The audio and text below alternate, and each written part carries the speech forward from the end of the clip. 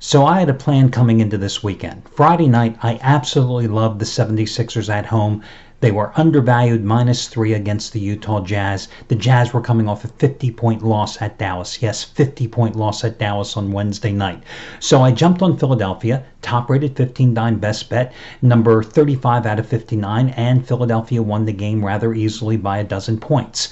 That set me up because when the college football lines were announced last Sunday, there was one game that stood out. One of those games where I always like to joke about that little guy standing on my shoulder whispering in my ear, bet me, bet me, bet me. And that game was Nebraska against Michigan State. All week long, that game had been pivoting between the Cornhuskers being pick'em to a 1-point favorite. Well, I had decided that if I had won Friday night with the 76ers, I was going to come out with the 9th ever 20-dime raise-the-bar release in college football, the same 20-dime raise-the-bar plays that I won a fortune with during the baseball season this year in college football in Nebraska. Well, the game didn't exactly play out the way that I thought it would. I thought it would be a much higher scoring game, obviously. But listen, I'm not going to complain. Nebraska, a 1-point favorite, pick 'em some places, won the game 9-6, and I won again. Well, the way my plan worked out was this. If I won on Friday night and if I won on Saturday, there was a game that I liked even more than Nebraska on the Sunday NFL card, and it is a game that I had circled from the moment again that the lines were announced. And it was the game between the Eagles and the New Orleans Saints.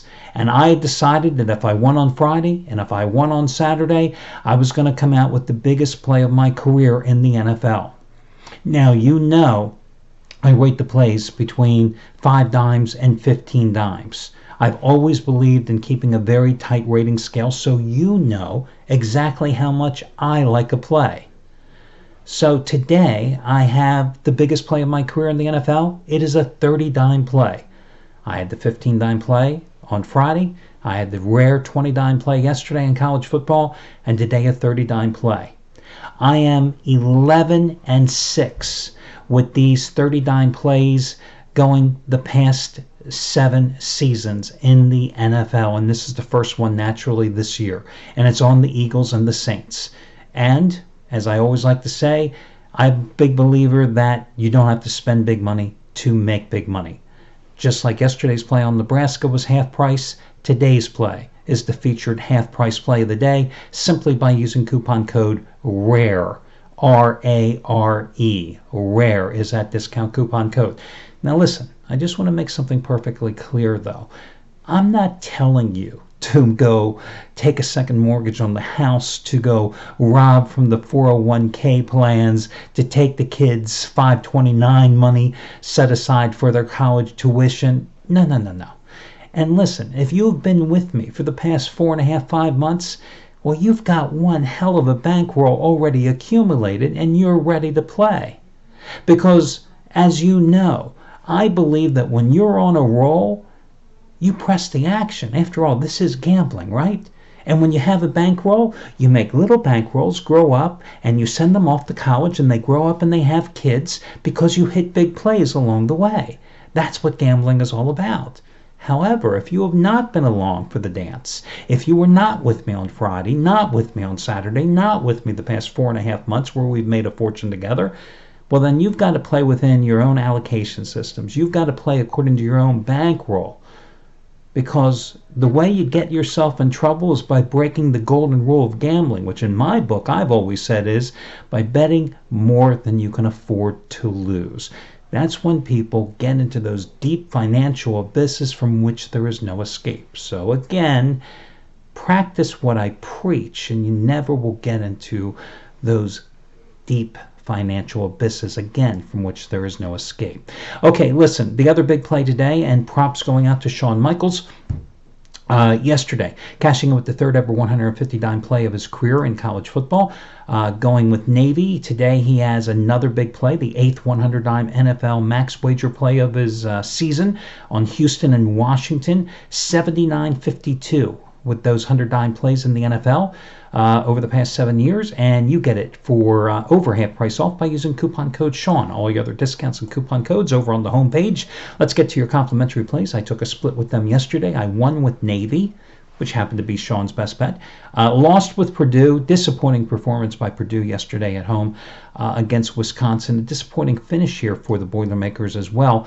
Let's see. The first play I'm going to go with, I've got to go with the LA Chargers at home against the Denver Broncos because, listen, Chargers' first home game since October 7th, only their fourth home game of the season because, remember, one of their home games was that game in London against Tennessee. LA allowing a total of just 66 points in their last 5 games, coming off that 20-6 win at Oakland, which if ever there was a trap game, that would have been it, since they were coming off the previous Sunday's big win at Seattle.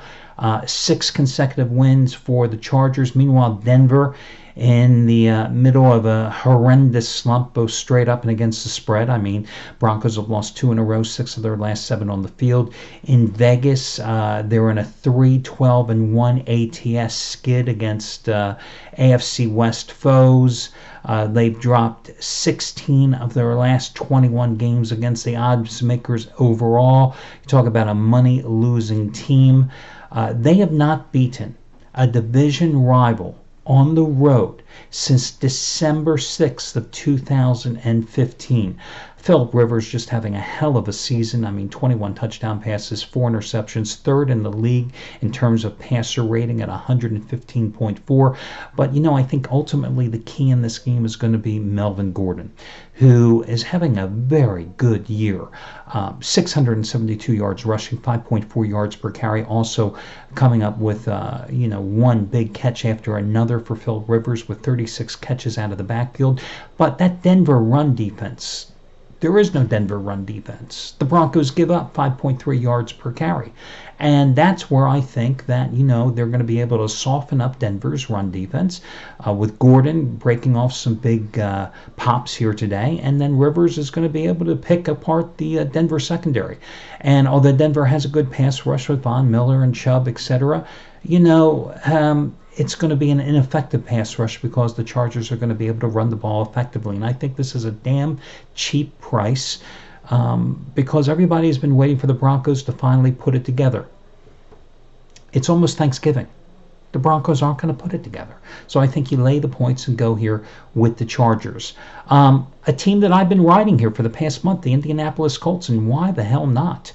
I think that this is a good spot to go with Indianapolis. Yes, I know Tennessee's coming off the big Monday night win against Dallas. And then they followed up with 6 days later, last Sunday, with the big smackdown of the New England Patriots. But could this be the spot where the Titans have a letdown? I am still not convinced that the Titans are that good.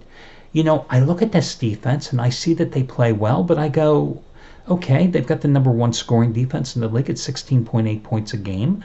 And I look at them and I go, but what do they do particularly well? It's not like they put a lot of pressure on opposing quarterbacks. They're in the middle of the league, 23 sacks, okay? Yet they got to Tom Brady 3 times last week, sacked him 3 times, hit him 6 other times, held him to a season-low 51.5% completion rate. But was it just one of those games for the Patriots? I mean, they were due for a clunker sooner or later, and they certainly had one. I mean, they held the Patriots to 284 yards in that 34-10 loss. And this was a Patriots team that entered the game averaging like 36 points a game in their previous 5 or 6 games. But maybe it was just because the Patriots were overdue again for a clunker.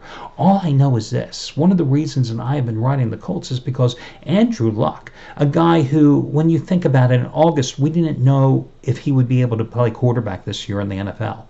This guy is having one hell of a season. So I've been tracking his numbers. His last 6 games, he has averaged 301.7 yards a game, completing 65.2% of his passes with 21 touchdowns in that stretch.